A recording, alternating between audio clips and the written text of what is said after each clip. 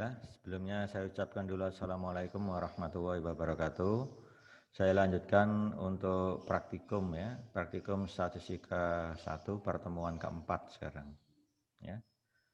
Nah, ini untuk praktikumnya ini sebenarnya dilakukan secara tutorial, karena untuk pokok bahasan pengantar probabilitas ini tidak bisa dipraktikumkan ya dengan menggunakan komputer. Jadi seperti di kuliah sebenarnya, jadi ini tutorialnya ya. Jadi praktikumnya berupa tutorial ya. Nanti kalau ada pokok bahasan yang bisa dipraktikumkan baru kita menggunakan komputer ya. Jadi ini pengantar probabilitas kita langsung ke problem soal ya. Problem solving ya, penyelesaian soal-soal. Karena di kuliah sudah saya jelaskan teorinya ya. Ya, mulai dari kaidah mencacah sampai pada kaidah bias. Ya. Nah, coba misalkan kita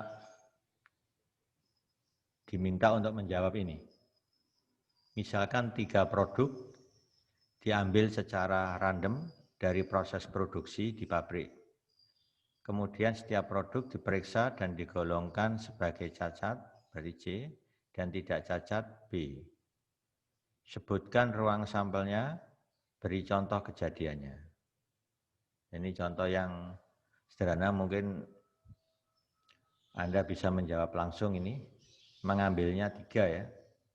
Jadi ngambilnya serempak 3 secara random, kemudian dikelompokkan menjadi cacat dan baik. Tidak cacat atau baik. Berarti ruang sampelnya kita lambangkan dengan S besar misalnya. S besar sama dengan himpunan. Himpunan itu penulisannya menggunakan kurung kurawal buka, diakhiri kurung kurawal tutup. Ya. Jadi S besar atau ruang sampelnya sama dengan himpunan. Berarti kan ngambilnya 3. Ya, setiap produk hanya digolongkan menjadi 2, cacat dan baik. Ya, berarti apa? Bisa jadi produk yang pertama yang terpilih itu baik. Yang kedua baik, yang ketiga baik lagi. Jadi yang muncul anggota ruang sampelnya adalah BBB. Ya, bisa ingat ya? Bisa jadi yang kedua pertama baik, kedua baik, yang ketiga cacat, BBC. Ya. Bisa jadi nanti pertama baik, kedua cacat, ketiga baik. Jadi BCB. Bisa jadi pertama baik, kedua cacat, ketiga cacat, BCC. Ya, nah nanti kalau kita list kurang lebih hasilnya seperti ini. BBB, ya, SS, BBC, BCB, BCC. Sekarang kalau pengambilan pertama misalkan aja yang terpilih adalah cacat. Jadi bisa cacat, kemudian yang kedua baik, ketiga baik. Cacat, kedua baik, ketiga cacat.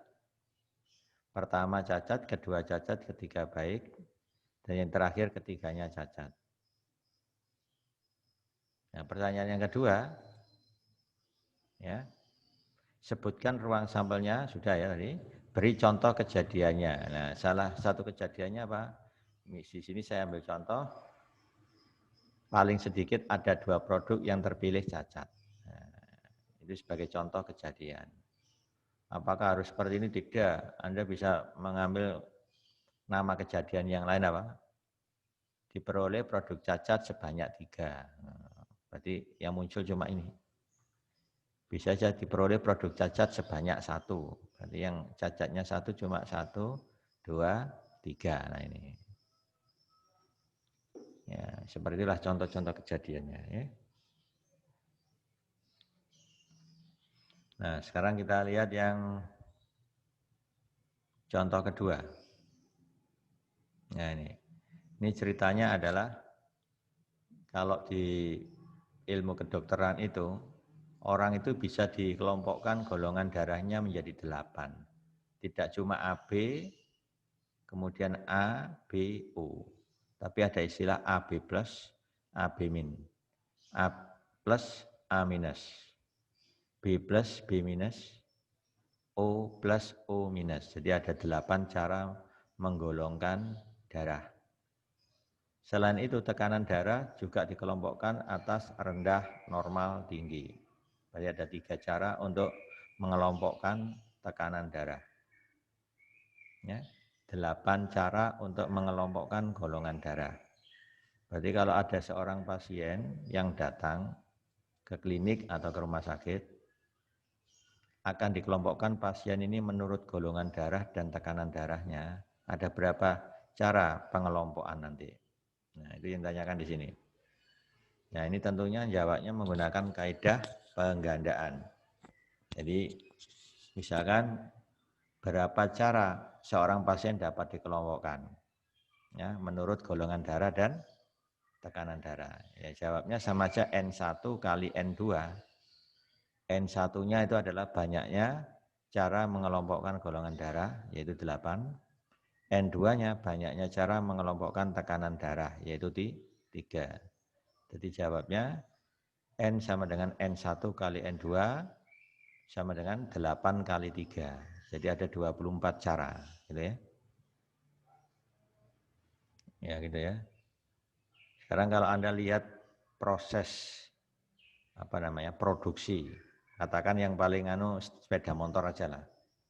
Proses produksi sepeda motor mulai dari awal sampai akhir, sampai finishing itu melalui beberapa tahapan. Ya, tahap pertama misalkan pemasangan bodi. Cara masang bodi ini pun setiap montir atau setiap tukang ya katakan itu. Ya, seorang tukang itu pasti caranya beda-beda. Cara ngelasnya mungkin juga beda ya toh. Cara masangnya mana yang didulukan. Oh, ada yang masang kerangkanya dulu. Ini caranya mungkin bisa bervariasi antar tukang, ini bisa beda-beda teknik. Katakan ada 3 cara. Pemasangan bodi 3 cara. Gitu. Kemudian kelistrikan. Ya, teknik ini ahli elektriknya ini. Ini juga ada beberapa cara. Misalkan ada 2 cara. Kita nggak perlu tahu caranya di mana. Kalau mau tahu tanya teknisinya, gitu ya. Di cara pemasangan bodi tadi 3 cara. Kelistrikan ada 2 cara, gitu. Kemudian ini pemasangan ini ban roda, ya. Kemudian pengecatan, tahap keempat pengecatan. Terus kemudian yang kelima penyetelan, penyetelan sampai dia jadi. Ini kan melalui beberapa proses, mulai dari bodi, kelistrikan, ya kan, kemudian ban, pengecatan, sampai terakhir tes, pengetesan. Ya. Ini kalau kita cek berapa proses, 5 proses. Ya. Jadi berapa cara untuk produksi sepeda motor tadi, ya tinggal ngalihkan aja N1 kali N2 kali N3 sampai N5 gitu. Tinggal berapa cara.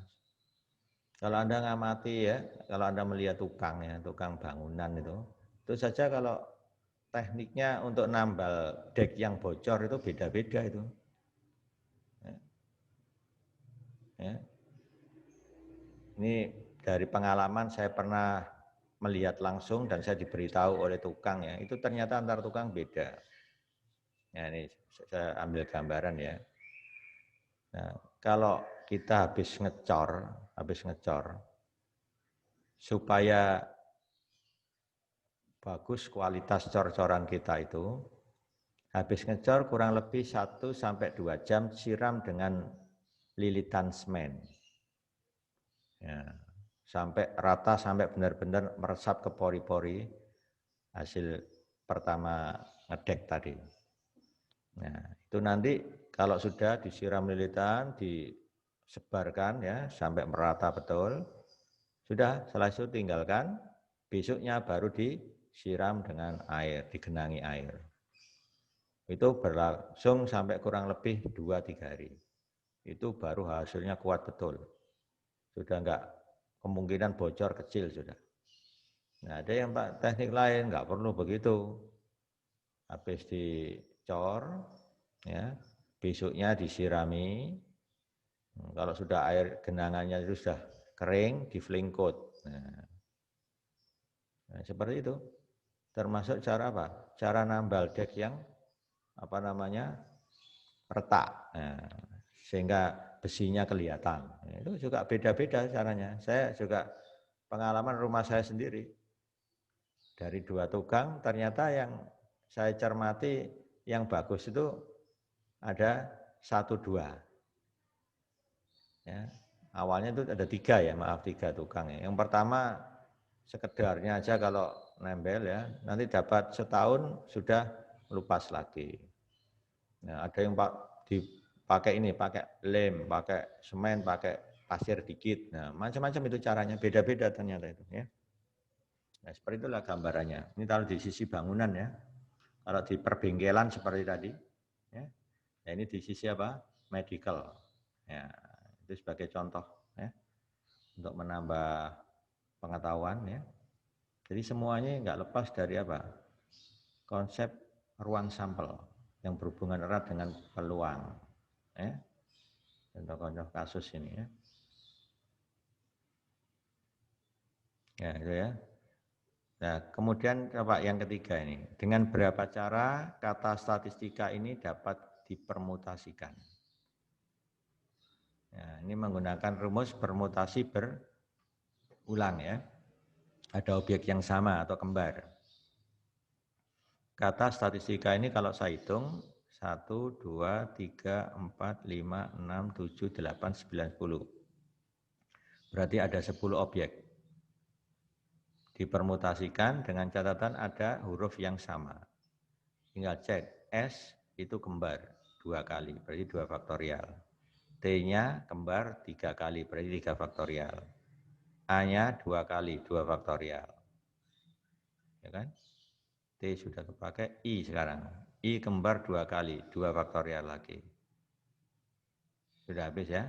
K-nya hanya sekali, berarti 1 faktorial. Ditulis boleh, tidak boleh ya, karena 1 faktorial itu 1. Berarti banyak permutasi nanti 10 faktorial dibagi 2 faktorial yaitu S, 3 faktorial yaitu T, ya, T, 2 faktorial lagi yaitu A, 2 faktorial lagi yaitu I. Ya, gitu. Jadi kalau kita hitung seperti ini. 10 faktorial dibagi, nah ini yang 1 faktorialnya tidak saya tulis. Ini aja sudah 75.600 cara menyusun. Ya. Nah, artinya ya bisa bermakna, bisa tidak, kita nggak tahu. Pokoknya ada sekian banyak susunan permutasi. Ya. Itu sebagai contohnya. Ya. Nah, contoh lain lagi kemarin kalau nggak salah saya sudah pernah menjelaskan ya. Nah, nggak usah banyak-banyak, katakan ada 15 orang akan mengadakan tur ke Bromo, ya, camping ke Bromo, dengan mengendarai 2 kendaraan kecil. Kendaraan pertama daya muatnya 8 orang, kendaraan yang kedua 7 katakan. Berapa banyak cara mengendarai mobil kecil tadi untuk camping ke Bromo? Jadi jawabnya ya 15 faktorial dibagi 8 faktorial kali 7 faktorial. Ini kalau dihitung ya, dihitung itu sudah ribuan ini. Kalau umpama Anda disuruh mempraktekkan langsung ya nggak mungkin. Ya, bisa pingsan ini ya. Habis naik kendaraan 1, nanti pindah ke kendaraan 2. Pasangannya berubah-ubah. Ya, kalau kita suruh ngitung nggak mungkin ya. Ini hanya di teori saja ini. Nah, seperti itu. Karena sudah ribuan jawabnya. Ya, seperti itulah contohnya. Nah, coba sekarang yang keempat. Sebuah panitia terdiri 3 orang. Ya, ada 3 orang. Dengan jabatan ketua, sekretaris, dan bendahara. Ini sudah ditentukan jabatannya. Hendak dibentuk dari 20 orang. Jadi objeknya ada 20. Dipilih 3 secara acak ya ngambilnya. Untuk didudukkan di jabatan ketua, sekretaris, dan atau bendahara. Berapa banyak panitia yang dapat dibentuk dengan syarat tidak boleh ada jabatan rangkap. Jadi kalau orang sudah menjabat ketua, nggak boleh menjabat sekretaris, apalagi bendahara. Ya. Jadi setiap jabatan hanya ditempati satu orang. Itu maknanya gitu ya. Nah ini secara logika, kalau kita berhadapan dengan kasus begini, pertama kita melihatnya gini, objeknya seluruhnya ada 20. Untuk panitia terdiri 3 orang, berarti kita langsung ngambil kombinasi 23. Berarti kan ini, kombinasi 23, ya kan? Itu banyak cara memilih 3 orang dari 20 orang yang ada. Nah setelah ketemu kombinasi 23, ini namanya N1. N1, kombinasi 23. Ada lagi enggak kejadian yang mungkin? Ada. Dari 3 orang yang kita pilih tadi akan menempati ketua, sekretaris, bendahara. Berarti kalau kita buat kotak gitu, ketua bisa jadi ditempati ketiganya tadi. Bisa orang pertama, kedua, ketiga kan? Andaikan yang menduduki ketua ini orang pertama, berarti tinggal orang kedua, ketiga ada, itu mungkin bisa menempati sekretaris. 2 cara. Nah, andaikan yang menempati sekretaris ini orang ketiga, berarti tinggal orang kedua. Mau nggak mau masuk bendahara dia. Nah, berarti dari susunan 3 orang tadi, untuk menempati jabatan, itu 3 kali 2 kali 1. Jadi N2-nya 6. N1-nya kombinasi 23. Itu kalau dikerjakan dengan cara pertama. Ternyata kejadian ini, kaidah penggandaan ini, bisa juga diselesaikan dengan cara permutasi langsung. Yaitu permutasi 23. Dan hasilnya sama. Makanya di sini saya rinci dua-duanya saya lakukan. Nah, ya. Ini yang saya pakai hanya cara pertama. Pertama, N1 banyak cara memilih ketua. Ya kan? Berarti ada 20 kan? Banyak cara memilih ketua. 20. Banyak cara memilih sekretaris. Berapa? 19. Kenapa 19? Karena kalau ketua sudah menempati kalau ketua sudah terpilih berarti dari 20 tadi keambil 1 kan, jadi tinggal 19. Kemudian N3, banyak cara memilih bendahara. Berapa? 18, karena dari 20 orang tadi sudah kepilih ketua sekretaris. Nah, ini kan, berarti kalau dikalikan, ketemu ini. Ini kan kaidah penggandaan. Cara kedua yang saya bilang tadi menggunakan apa? Permutasi. Permutasi. Permutasi apa? 23. Ini kalau dihitung pakai rumus kan 20 faktorial dibagi 20 kurangi 3. Berarti ada 17 faktorial. Ya kan? 17 faktorial. Nilainya sama kan? 6.840. 6.840. Ya, jadi ini sebenarnya ini cara pertama, ini yang saya terangkan. Nah, ini logikanya yang penting benar ya. Kalau logikanya benar, pasti jawaban akhirnya juga benar. Nah, ini yang permutasi. Nah, cuma permutasi ini sebenarnya asalnya ya dari sini, kaidah penggandaan. N1 kali N2 kali N3. Gitu ya. Ini yang berpikirnya lebih logis itu yang ini. Kalau ini seolah-olah kesannya apa? Hafalan aja. Nah, bisa cara ketiga yang saya bilang tadi.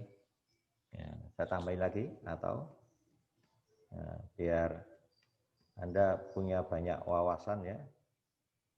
Nah, apa cara ketiga tadi? Ya, saya sebut sebagai N ya. Ini saya nggak bisa menulis di apa namanya, tidak bisa menulis di kertas. Jadi saya buat seperti ini. Ya, jadi N sama dengan N1 kali N2. Ya kan? Jadi N1. Nah ini saya juga mengajarkan kalau nanti Anda mengumpulkan tugas ya, kalau ngetik equation seperti ini sekalian, ya, sekali jalan. Nah, mungkin yang belum pernah buka Word equation, ya ini sekaligus saya berikan caranya ya. Ya seperti ini. Nah, ini ngitungnya pakai kombinasi yang pertama tadi. Ya. Saya keluar aja, saya besarkan. Nah, gitu ya, pakai kombinasi, berarti pakai bracket, ya, matrik, pilih yang ini aja. Nah, karena kita butuh ukuran 2x1 kan, nah ini namanya kombinasi. Apa? 20 dipilih berapa? 3 kan? Nah, baru dikali apa? 3 orang menempati ketua, sekretaris, bendara, kan berarti 3 faktorial. Ya kan? 3 faktorial. Ya, seperti itu ya, 3 faktorial. Nah, ini kalau saya selesaikan,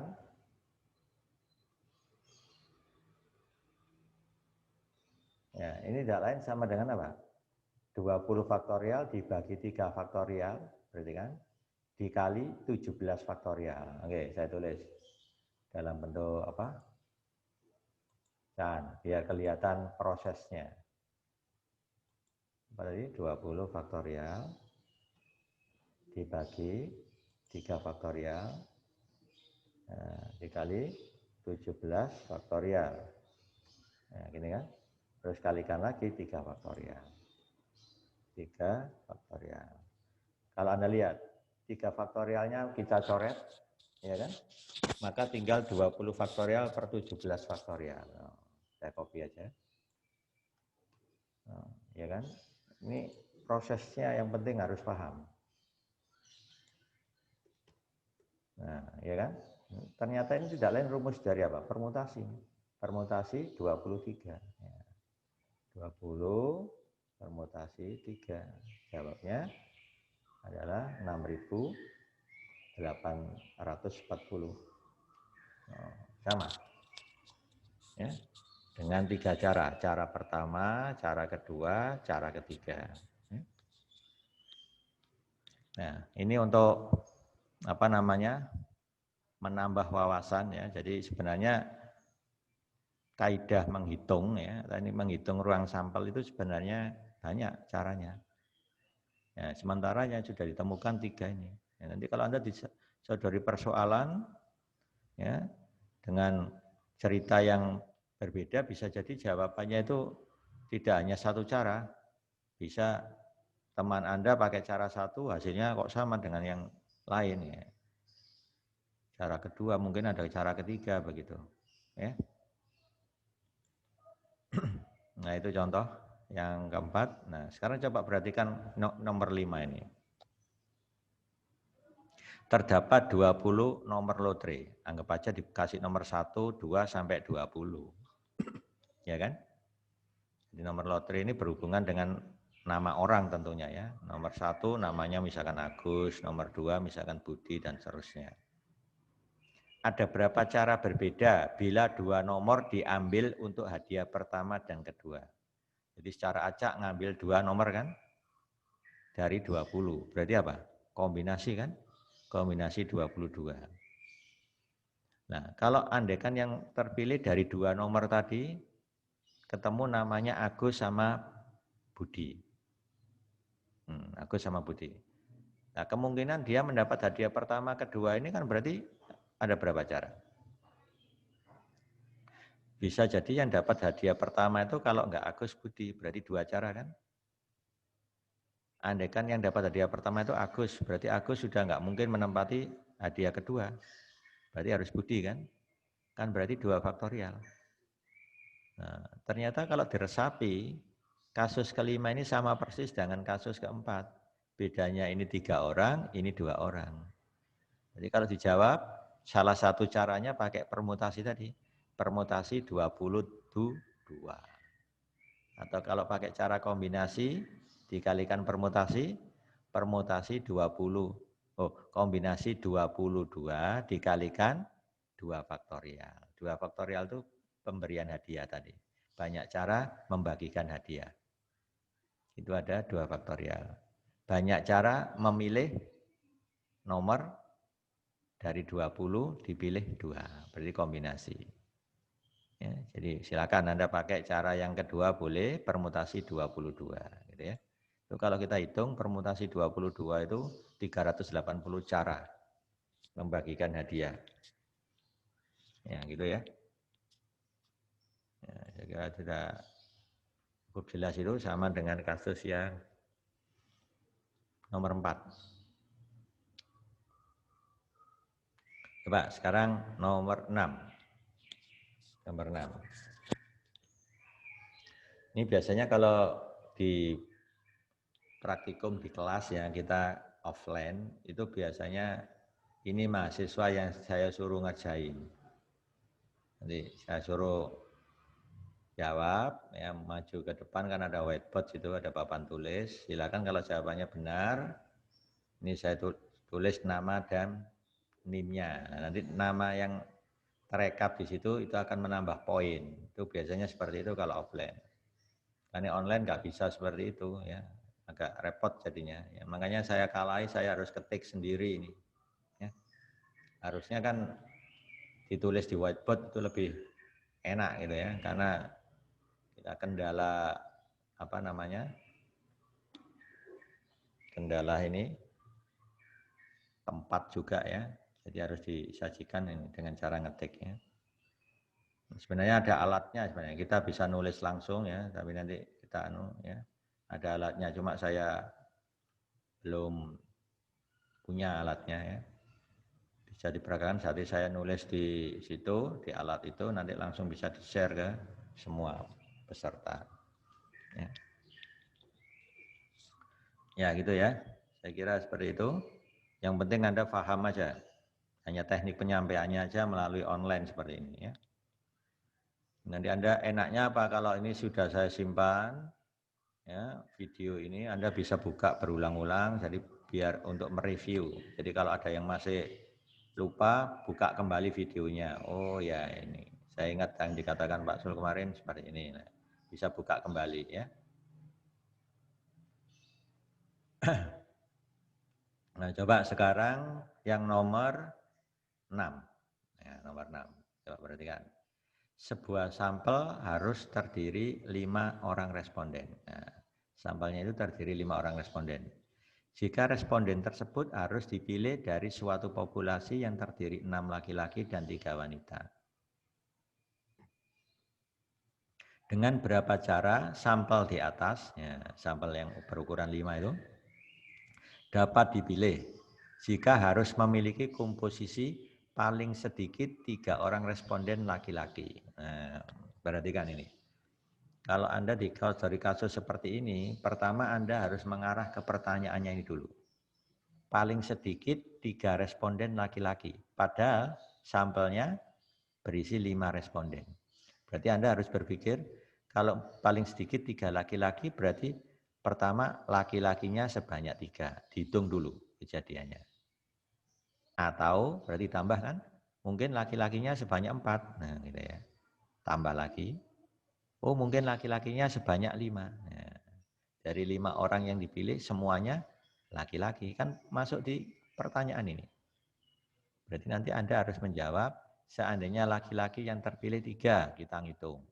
Caranya nanti kita pikir kemudian. Andaikan yang terpilih laki-lakinya ada 4 orang, nah hitung lagi. 5 orang hitung lagi. Sekarang cara ngitungnya. Andaikan laki-laki yang terpilih 3, berarti kita ngitungnya pakai apa? Masih ingat? Ada 6 laki-laki, 3 wanita. Kita pilih 5 orang, ternyata yang 3 laki-laki. Nah, coba yang itu dulu, yang 3 laki-laki. Jadi cara ngitungnya apa? Kombinasi 6, 3. Karena laki-lakinya sebanyak 3 kan? Jadi kombinasi 6, 3. Dikali kombinasi 3 berapa ya? 3, 2. Kombinasi 3, 2. Ya kan? Nah, jadi ini jawaban untuk 3 laki-laki itu adalah kombinasi 6, 3 dikali kombinasi 3, 2. Kan tetap yang terpilih 5. Cuma yang 3 itu laki-laki, yang 2 wanita. Itu cara. Kalau banyak cara kalau laki-lakinya 3. Sekarang banyak cara kalau laki-lakinya 4. Ya kombinasi 6, 4 dikali kombinasi 3, 1. Ingat, total sampel harus tetap 5. Tambah lagi, bagaimana kalau laki-lakinya sebanyak 5? Ya kombinasi 6, 5 dikali kombinasi 3, 0. Nah, itu kalau ditulis lengkap seperti ini. Nah, ini saya pilih seperti ini, nomor 6. N1 banyak cara memilih 3 responden laki-laki. Ya kan? 3 responden laki-laki. Oh, gerak ini. Nah, banyak cara memilih 3 responden laki-laki, berarti ada kombinasi 6-3, ini yang dari laki-laki, terpilih 3, ini dari wanita, terpilih 2. Ini cara ngitungnya enggak saya jelaskan, Anda sudah tahu semua harusnya ini ya. Ini ada 60 cara. Ya. Banyak cara memilih 4 responden laki-laki, berarti kombinasi 64 kali kombinasi 31, ada 45. Ya. Banyak cara memilih 5 responden laki-laki, berarti kombinasi 65 dikali kombinasi 3, 0, ada 6. Berarti banyak cara memilih sampel paling sedikit 3 laki-laki, ya ditambah 60 tambah 45 tambah 6. Jadi saya sarankan kalau Anda menjawab ya soal-soal IC, harus prosesnya benar seperti ini, diberi penjelasan. Ini baru sempurna nilainya. Jangan tahu-tahu, oh berapa banyak cara memilih paling sedikit 3 laki-laki, langsung dijawab 111, enggak ada asal-usulnya. Ini saya anggap salah ya, meskipun benar jawabannya. Ini bukan multiple choice masalahnya, harus ada proses. Ya, enggak boleh. Ada yang jawab Pak, langsung jawab yang terakhir, ya tetap salah. Saya kurangi langsung dari angka 60 ini dari mana, kan enggak ada proses. Justru ini yang penting, yang harus dicantumkan ini. Ya, ada prosesnya ya. Gitu. Ini cara menjawab. Semuanya kan ada proses ini, enggak langsung tahu-tahu jadi gitu ya. Nah, jadi kalau jawab seperti itu. Ya, sekarang kita kalau ini bisa Anda coba untuk latihan sendiri ya. Enggak semuanya saya bahas. Ya, biar jelaskannya lebih. Ya, sekarang langsung ke nomor 9 aja. Yang belum terjawab silakan Anda latihan. Nanti kan Anda bisa saya kasih materinya ini ya, materi untuk praktikum ini. Bisa Anda upload nanti di aula ya. Sekarang yang nomor 9 coba, nomor 9. Dalam suatu kotak terdapat 6 obat, gitu, 6 obat yang berwarna putih dan 4 obat yang berwarna kuning. Ya, jadi 6 warna putih, 4 warna kuning. Berarti total objeknya di dalam kotak itu ada 10. Apabila dari kotak tersebut diambil satu persatu, ngambilnya itu satu persatu, secara random sebanyak 3 kali. Jadi ada pengambilan pertama, kedua, ketiga, gitu ya. Nah, paling gampang cara memisalkan gini, kalau yang terpilih warna putih, kasih dulu kodenya putih. Misalkan putih itu saya kasih kode apa? H misalkan. Berarti H berindeks 1. Artinya apa? Pengambilan pertama putih. H berindeks 2, pengambilan kedua putih. H berindeks 3, pengambilan ketiga putih. Begitu. Kalau kuning juga sama. K1 pengambilan pertama kuning, K2 pengambilan kedua kuning, K3 pengambilan ketiga kuning. Nah, bisa dipisahkan seperti itu. Nah, tentunya pemisalan itu berhubungan dengan yang diminta aja. Pertanyaan. Hitung peluang mendapatkan semuanya warna putih. Nah, berarti yang dibutuhkan kan putih. Kita nggak perlu memisalkan yang kuning. Tapi kuning itu dipakai apabila nanti kejadiannya bersyarat. Nah, tanpa pengembalian, ini berarti bersyarat. Berarti bisa pakai kuning. Ya, tergantung pemisalannya. Ya. Ya, seperti itu ya. Nah, kalau sudah, baru ketiganya berwarna putih. Dilakukan dengan pengembalian. Maksudnya habis pertama ngambil, Oh dapat apa? Putih, kembalikan lagi. Jadi ruang sampelnya tidak berubah, tetap 10. Ya, beda dengan yang B. Ya. Berarti di mana cara jawabnya?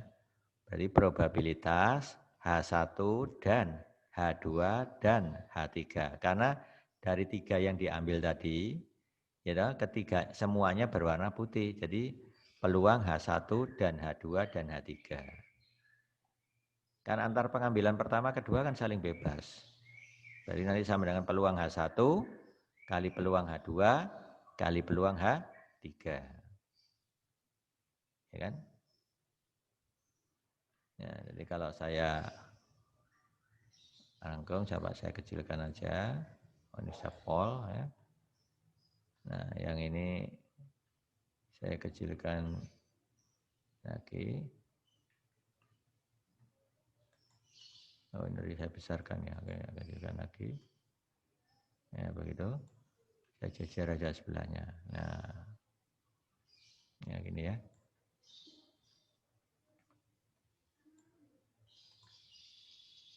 Nah, misalnya seperti ini, H1, H2, dan 3 masing-masing adalah obat yang terpilih berwarna putih ya, pada pengambilan pertama, kedua, dan ketiga. Jadi ini yang pengambilan pertama, kedua, ketiga.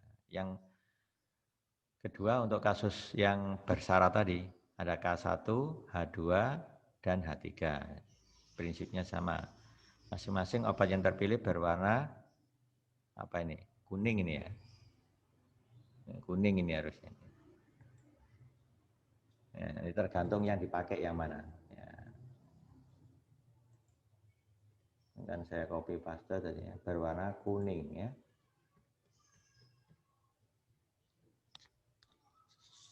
Ya, seperti itu ya.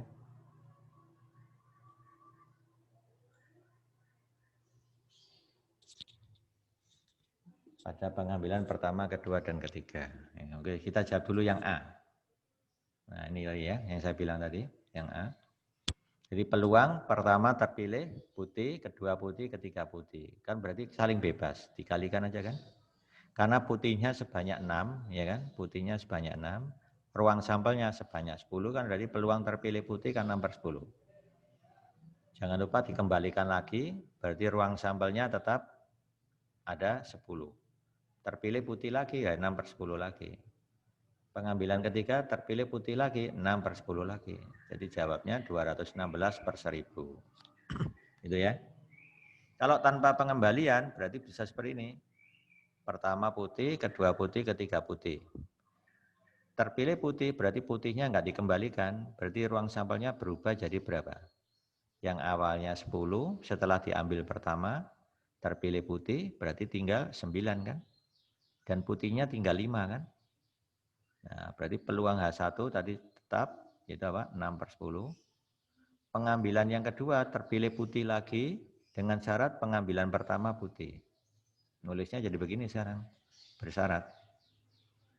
Berapa peluangnya ini? Ya tentunya 5/9. Karena ruang sampelnya sudah berkurang 1 dan putihnya berkurang 1. Nah, kan tinggal 5/9. Nah, pengambilan yang ketiga putih lagi, berarti pengambilan pertama dan kedua terjadi duluan kan? Putihnya sudah hilang 2, berarti tinggal 4 kan? 4 ruang sampelnya juga berkurang 1 lagi, jadi tinggal 8. Berarti 4/8. Nah, ini kalau dihitung ketemu 1/6. Inilah proses menjawab yang benar ya. Definisikan dulu. Ternyata K yang dibutuhkan hanya K. Ada nggak K yang dibutuhkan di sini? Nggak ada. Kebetulan nggak ada. Tergantung pada pertanyaan ya. Nah ini sebenarnya nggak perlu cantumkan, nggak apa-apa. Ya, karena di sini K-nya tidak dibutuhkan. Seandainya pertanyaannya ini saya rubah, gitu. Ya, hitung probabilitas mendapatkan 2 berwarna putih. Ya. Bila dilakukan dengan pengembalian. Dan pengambilan terakhir berwarna kuning lah gitu ya. Berarti nanti ini bisa H1, H2 ini K3. Nah ini baru butuh K3. Ini pertanyaannya tentunya harus diubah. Probabilitas mendapatkan gitu, pengambilan pertama dan kedua berwarna putih dan yang ketiga kuning. Nah, berarti nanti H1 dan H2 dan K3. Bisa jadi pengambilan pertama dan kedua kuning, kemudian yang ketiga putih. Ya, berarti apa? H1, K1 dan K2 baru H3. Ya, bisa berubah seperti itu. Coba untuk menambah wawasan, seandainya pertanyaan berikutnya ya, contoh kasus yang sama, cuma pertanyaannya saya ubah. Hitung probabilitas mendapatkan dua obat ya, mendapatkan dua obat berwarna kuning pada pengambilan pertama dan kedua, ya, dan yang ketiga adalah berwarna putih. Ya. Gimana cara jawabnya? Jadi hitung probabilitas mendapatkan obat warna kuning pada pengambilan pertama dan kedua. Dan warna putih pada pengambilan ketiga. Berarti yang ditanyakan apa? Peluang K1 dan K2 dan H3. Ingat yang ketiga warna putih. Jadi nanti kalau Anda menjawab tanpa pengembalian ya tapi ya, tanpa pengembalian. Ini jawabnya ini nanti diganti apa? Peluang K1 dan K2 dan H3. Jadi Anda tambahkan di sini K1 dan K2 serta H3 saja. Begitulah caranya ya. Nah, jadi nanti jawabnya apa? Peluang K1 hitung berapa peluang K1? 4/10 kali, ingat ya, kuning yang terpilih tadi nggak dikembalikan, berarti tinggal berapa kuningnya sekarang? 3. Ini adalah peluang K2 syarat K1. Berapa? 3/9. Begitu. Nah, baru yang terakhir terpilih apa? Putih. Putihnya 6 kan? Nah, berarti 6/8. Begitu. Jadi nanti peluang H3 dengan syarat K1 dan K2. Begitu kalau dijawab. Ya. Saya kira seperti itu. Sebagai contoh tambahan ya. Nah, kalau mau ditambahkan ya silakan tambahkan di itu ya. Cuma tidak saya tulis. Kalau nulis berarti saya harus ngetik lagi ya. Ini menyita waktu juga ini. Ya, kalau di whiteboard kan enak, ini tinggal nulis, ini aja cepat. Ya. Nah sekarang coba kita ke 10. Ya, nomor 10.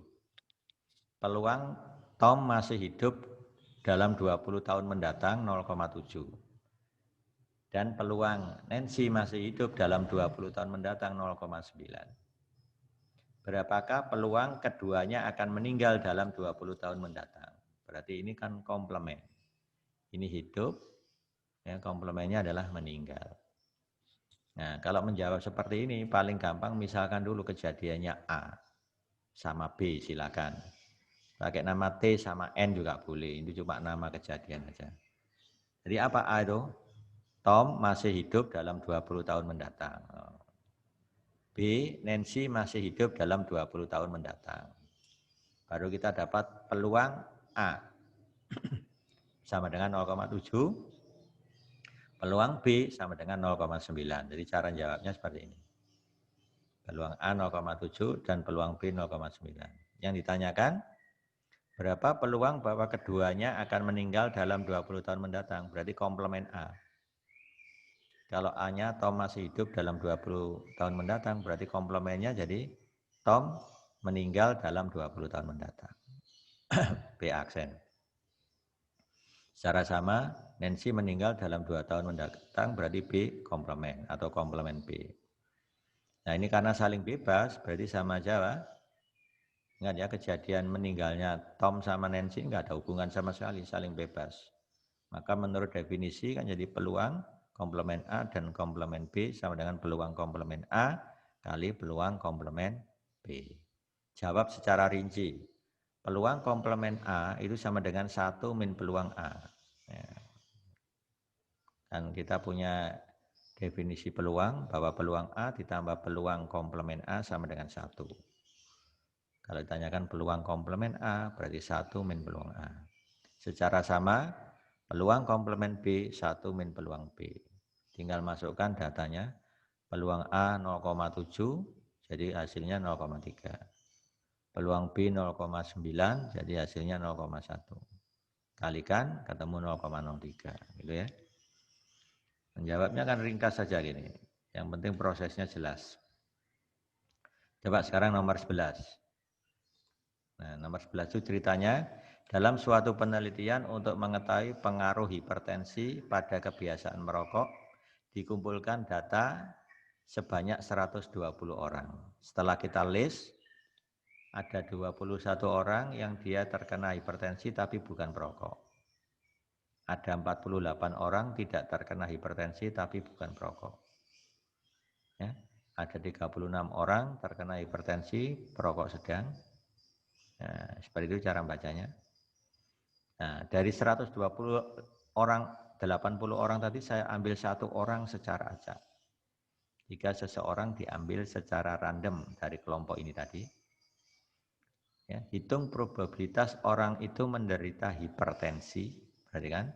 Bila diketahui dia perokok berat. Nah, hipertensi, perokok berat. Nah, fokusnya ke sini. Berarti apa syaratnya? Perokok berat. Hipertensi itu peluangnya.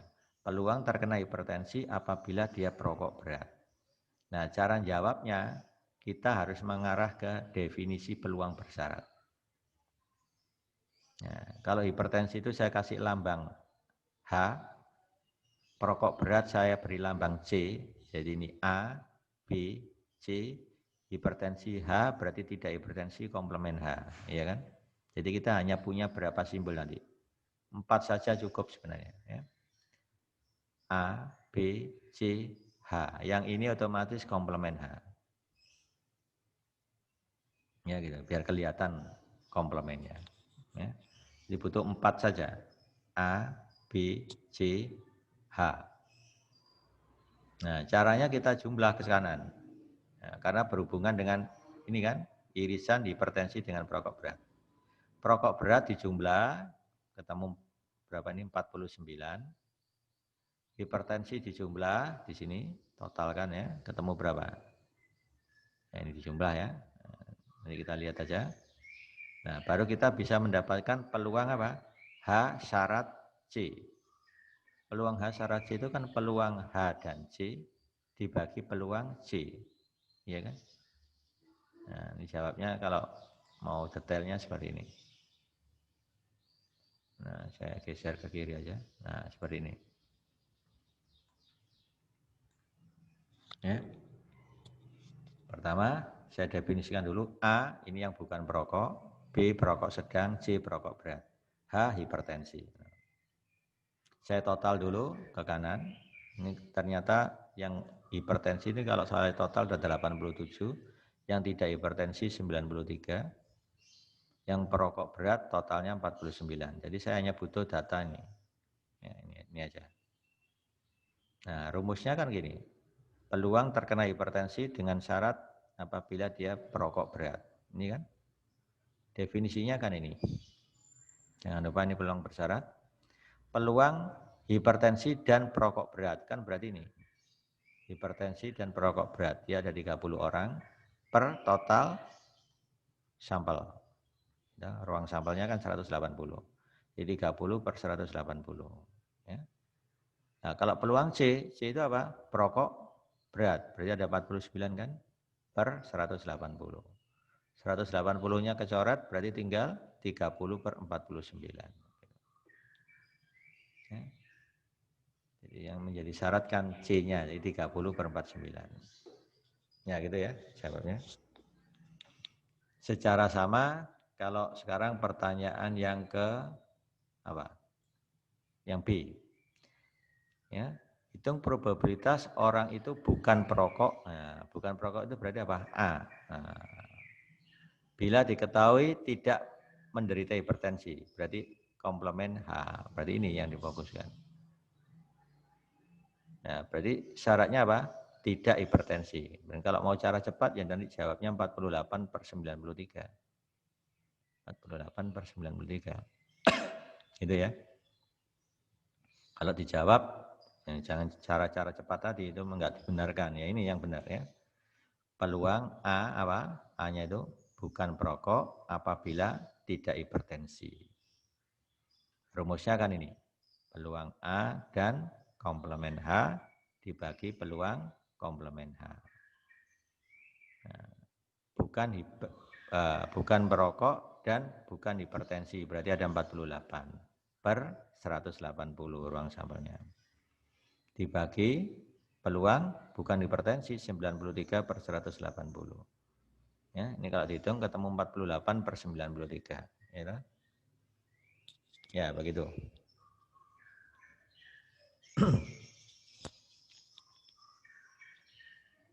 Oke, sekarang nomor 12. Coba, nomor 12 ini saya. Peluang seorang dokter dengan tepat mendiagnosis sejenis penyakit tertentu 0,7.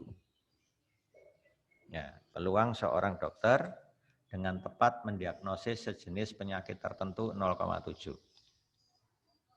Bila diketahui dokter tadi salah mendiagnosis, peluang pasien akan menuntut ke pengadilan 0,9. Hitung peluang dokter tersebut salah mendiagnosis dan pasien menuntutnya. Berarti di sini itu ada dua kejadian. Pertama, dokter mendiagnosis tepat. Kasih aja lambangnya D. Ya, D itu apa? Dokter mendiagnosis sejenis penyakit tertentu dengan tepat. Ya, itu D. Kemudian ada kasus kedua apa? Pasien menuntut. Itu beri nama aja B. B, pasien menuntut. Ya. Menuntut apa? Ke pengadilan tentunya. Kalau mau lengkap. Pasien menuntut ke pengadilan. Berarti kita sudah dapat data peluang D 0,7, peluang B apa? Peluang B dicari ya. Berarti kan di sini ini 0,9 itu bukan peluang B loh ya. Perhatikan kalimatnya. Bila diketahui dokter salah mendiagnosis, kan berarti apa? Syaratnya apa? Komplemen D kan ini. Peluang pasien akan menuntut 0,9. Ini berarti apa? Peluang B syarat komplemen D. Peluang B syarat komplemen D itu 0,9. Ya gitu ya. Nah itu kalau simbolnya saya pakai nama D sama apa tadi B misalkan. B pasien menuntut kan. Nah, berarti 0,9 itu sebenarnya peluang apa? B syarat komplemen D. Nah, komplemen D itu kan dokter salah mendiagnosis. Ya. Nah, kalau saya jawab seperti ini. Nah, pertama, nah ini saya pakai nama A. Ini cuma simbol aja. Kalau tadi saya ngomongnya di sini pakai D, di sini saya pakai A. Ya, terserah. Ini hanya nama kejadian aja. A, dokter tepat mendiagnosis sejenis penyakit tertentu. A. B, pasien menuntut ke pengadilan. Cuma dua ini aja kan. Peluang A diketahui 0,7, ya kan? Nah ini yang saya bilang 0,9 tadi. Peluang pasien menuntut ke pengadilan apabila dokter salah mendiagnosis. Ya. Berarti komplemen A. Kalau tadi saya ngomongnya pakai D, ya, dokter tepat mendiagnosis sejenis penyakit. Ya. Komplemen D berarti dokter salah mendiagnosis. Kan gitu aja. Ini saya pakai nama AB, oke, ikuti aja AB ya. Nah yang ditanyakan kan ini, peluang apa? Dokter salah mendiagnosis dan pasien menuntut ke pengadilan. Kan begitu. Di peluang dokter salah mendiagnosis, ya, pakai komplemen A, dan pasien menuntutnya. Ya, jadi kan sama aja Pak, kejadian tak bebas. Pasien menuntut pasti ada sebabnya, dokter salah mendiagnosis. Ya, berarti bersyarat ini. Jangan ditulis peluang komplemen A kali peluang B. Ada mahasiswa yang menjawabnya begitu, ya. Ini sama dengan peluang komplemen A kali peluang B, tapi jawabnya benar. Gimana itu caranya? Masa peluang B nggak ada syaratnya? Ya tetap saya salahkan. Ya meskipun jawabannya benar, dia asal nulis di sini. Ini bukan kejadian apa namanya tak bersyarat, tapi bersyarat ini. Nah, di sini yang nulisnya yang benar ya. Di peluang komplemen A itu sama dengan 1 min peluang A. Gitu ya. Jadi kalau ini 0,7 jadi 0,3. Peluang B syarat komplemen A sudah diketahui tadi 0,9. Jadi jawabnya 0,27 gitu ya. Nah, ini contoh kejadian bersyarat. Coba nomor 13 sekarang. Di suatu daerah dari pengalaman lalu diketahui bahwa probabilitas seorang dokter mendiagnosis penderita kanker secara tepat sebagai penderita adalah 0,78. Di sini saya kasih lambang D. Nah, dokter mendiagnosis penderita kanker secara tepat. Nah, berarti langsung dapat peluang D kan? 0,78. Nah, gitu. Probabilitas orang dewasa yang berumur di atas 40 tahun menderita kanker.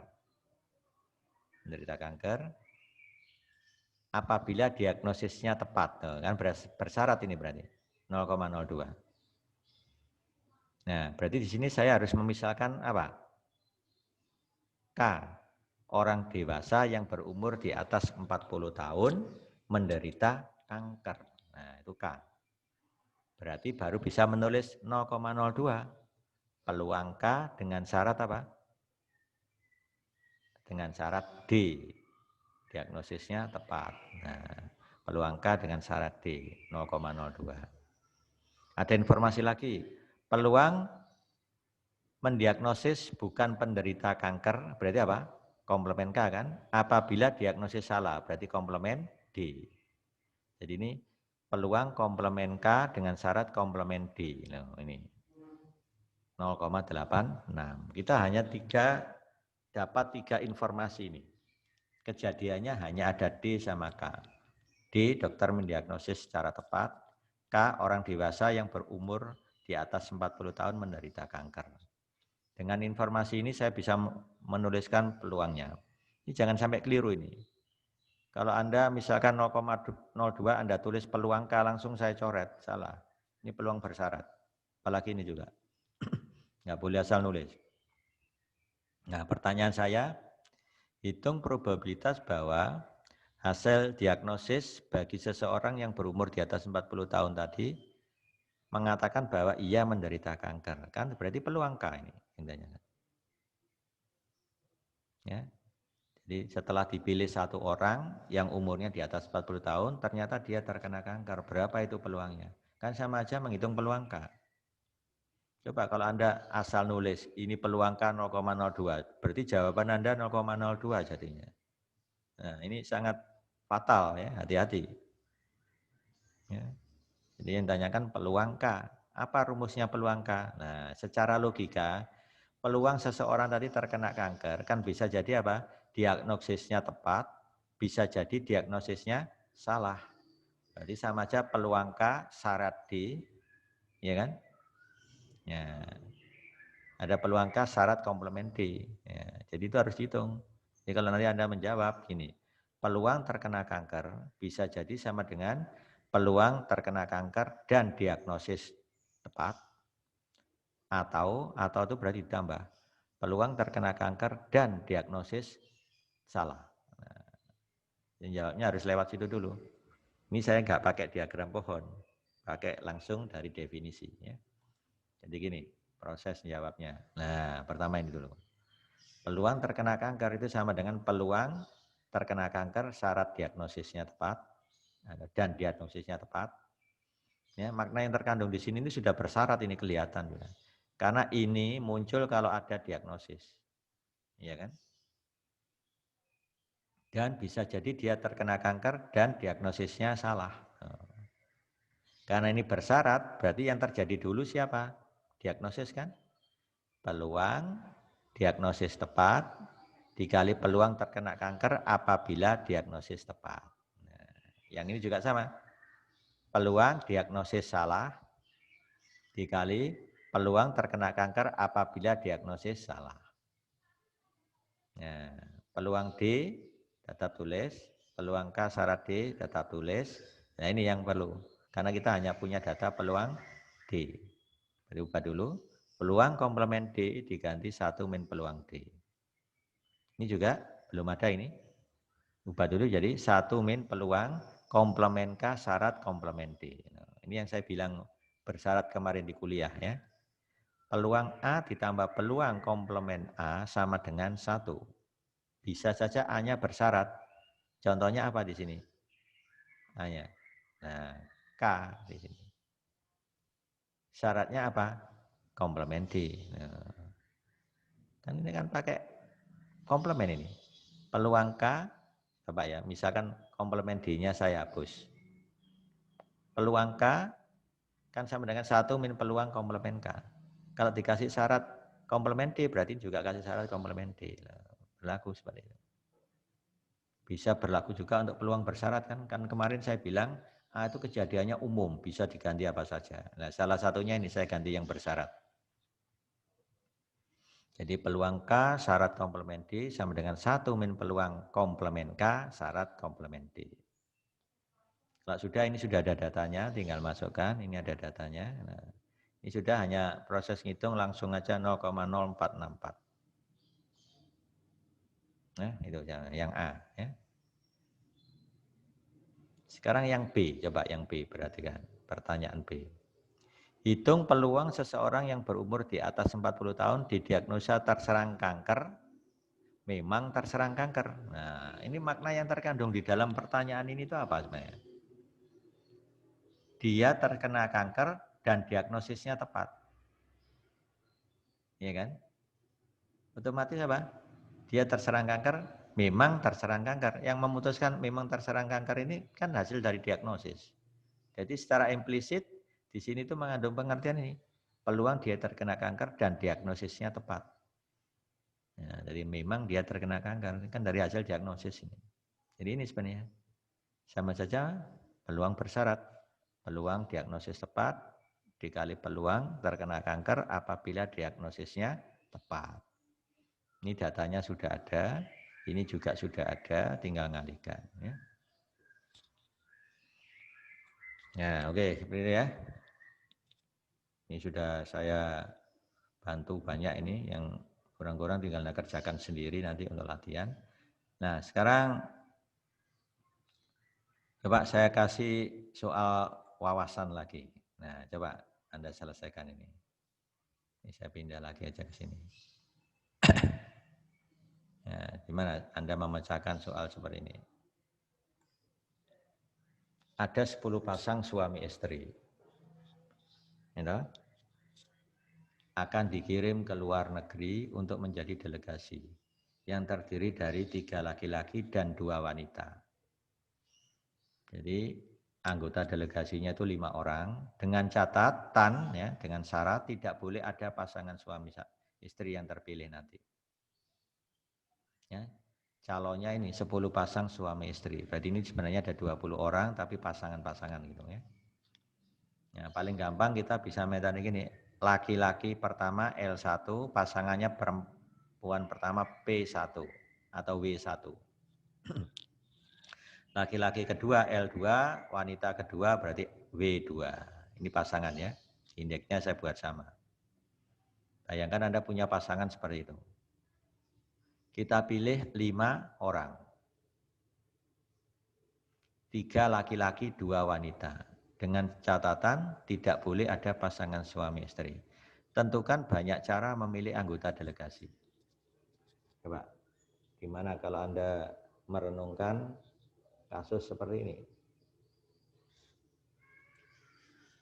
Nah, ingat ya, jadi kita belajar statistik itu dituntut logika berpikir. Jadi nanti kalau Anda bekerja dimanapun, logika berpikir itu sangat penting ya, diperlukan itu. Suatu saat Anda bekerja di suatu industri mana pasti akan dituntut logika berpikirnya kayak apa. Kalau ada masalah perusahaan seperti ini, lah itu maksudnya. Ya. Jadi melatih kita berpikir kreatif. Ya. Gimana kalau ada kasus seperti ini? Nah, ini saya misalkan aja L1, ya, pasangannya adalah B1. Ya, ini gampangannya ya. Kalau L2 pasangannya adalah W2. L3 pasangannya W3. Dan seterusnya ya. Dan seterusnya.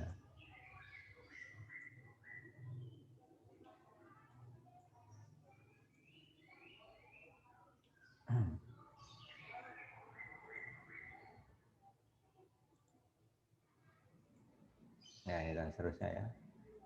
Sampai di sini nanti ada L10. Pasangannya W10.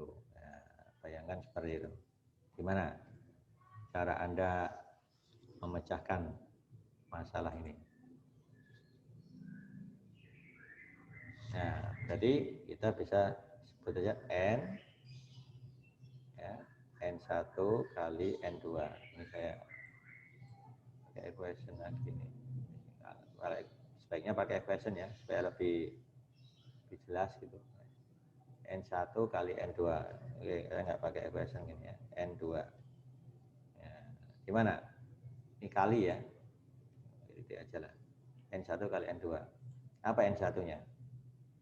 3 laki-laki. Berarti laki-laki pilihannya ada 10. Diambil 3. Berarti kombinasi.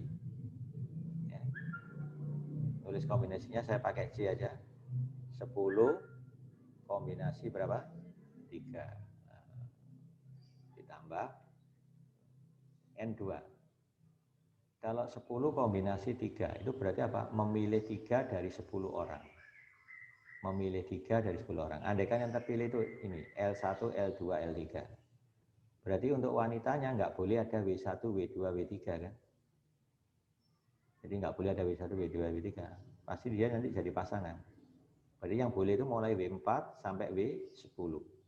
Ada berapa pilihan itu? W4 sampai W10. 7 pilihan kan? Nah, dari 7 pilihan itu harus dipilih berapa? 2 saja kan? Berarti kombinasi 7, 2. Itu jawabnya. Nah, ini cara ngitung kombinasi kan semuanya harus tahu ini. 10 faktorial dibagi 3 faktorial kali 7 faktorial. Oke, ya. Harus kembali ke sini lagi. Insert. Nah, gitu ya. Pakai ini. Apa ini? 10 faktorial dibagi 3 faktorial kali apa? 10 kombinasi 3, 7 faktorial.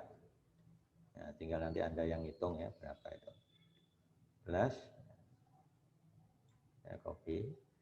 Sekarang kalau 7 kombinasi 3, ini 7 faktorial dibagi 2 faktorial kali 5 faktorial. Gitu. 5 faktorial itu 7 kurangi 2. Nah, gitu ya. Nah, tinggal hitung, maka akan diperoleh hasilnya. Ya. Ya, 10 faktorial bagi 7 faktorial itu berarti berapa? 10 kali 9 kali 8. 3 faktorial sendiri 6. Ya, tinggal hitung aja berapa itu. Kalau ditulis di kertas, berapa? 10 kali 9 kali 8, 7 faktorialnya hilang ya. 3 faktorial itu 6, 3 kali 2. Ya kan? Nah, ini 3. Berarti ketemu 120. Ya. Jadi 120. Itu yang ini, kombinasi 10 3 ya. Kalau 75 berarti 7 kali 6 dibagi 2, 21 ya. 7 kali 6, 42 dibagi 2 kan. 42 bagi 2, 21. Jadi jawabnya ada 141. Nah, 141 cara memilih. Ya. Oke, saya kira itu sebagai tambahan wawasan ya. Jadi Anda banyak berkreasi memang kalau di pengantar probabilitas nanti ya. Ya. Baiklah, saya akhiri sampai di sini. Saya ucapkan Assalamualaikum warahmatullahi wabarakatuh. Ya, ini sebagai tambahan tolong dicermati ya.